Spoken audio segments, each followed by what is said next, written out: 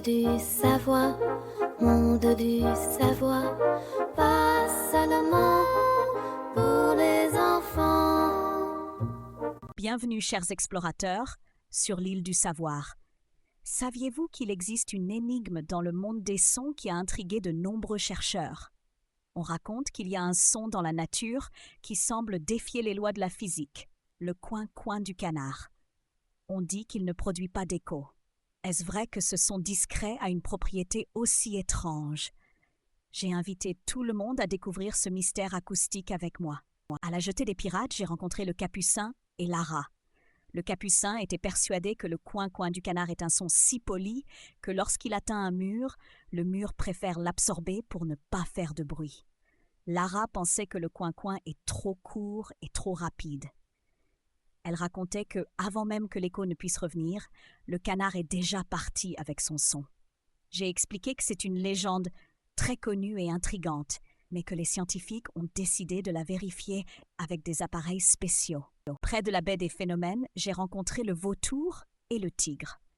Le vautour a raconté que, lorsqu'il vole au-dessus d'un ravin et pousse un cri, il l'entend revenir après avoir rebondi sur les parois rocheuses, ce qui lui permet d'estimer la taille de l'espace. Le tigre a dit que lorsqu'il rugit fort dans une grotte, son rugissement lui revient comme si un autre tigre invisible était à l'intérieur. J'ai été d'accord avec eux. Ce sont de très bons exemples.